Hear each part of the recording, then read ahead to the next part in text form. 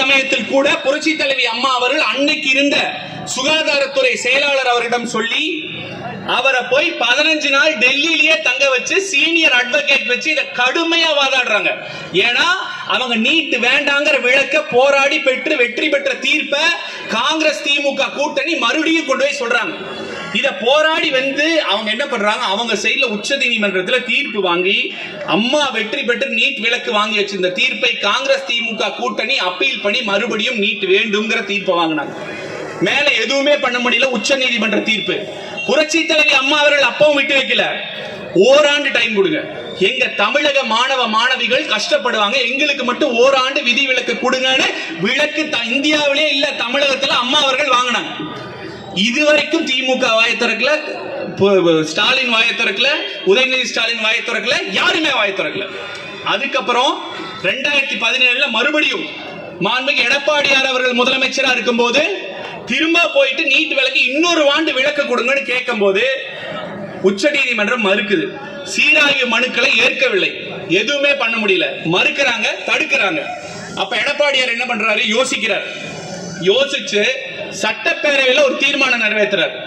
நம்ம மாணவ மாணவிகள் கஷ்டப்படுறாங்க. 2010 நீட்டுங்கிற வார்த்தையை அந்த மெடிக்கல் கவுன்சில் உச்சரித்த நாள் முதல் ஒரு தாயாக மாணவிகளின் கஷ்டத்தை அறிந்து தொடர்ந்து சட்ட போராட்டம் நடத்தி அதில் வென்றவர் புரட்சி தலைவி அம்மா அவர்கள், நீட் விலக்கை பெற்றவர் புரட்சி தலைவி அம்மா அவர்கள்.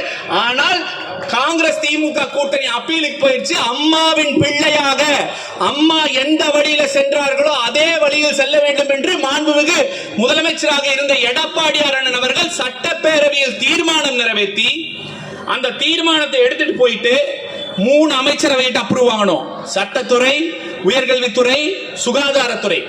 சட்டத்துறையில போய் அந்த அமைச்சர்கிட்ட ஒரு கையெழுத்து வாங்கி, அடுத்து உயர்கல்வித்துறை மத்திய அமைச்சர்கிட்ட கையெழுத்து வாங்கி, அடுத்து அப்ப இருந்த சுகாதாரத்துறை மத்திய அமைச்சர் ஜே.பி. நட்டாவிடம் கையெழுத்து வாங்குவதற்காக இருந்த தருவாயில் ஒரு பொதுநல வழக்கு போடுறாங்க.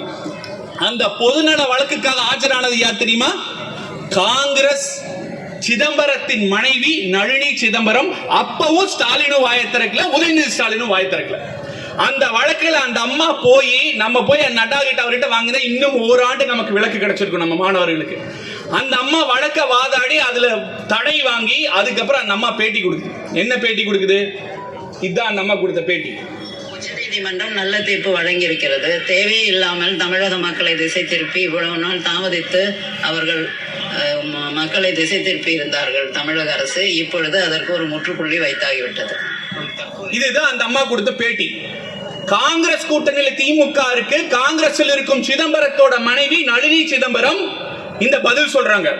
இந்த பதிலுக்கும் ஸ்டாலினும் வாய திறக்கல, உதயநிதி ஸ்டாலினும் வாய திறக்கல.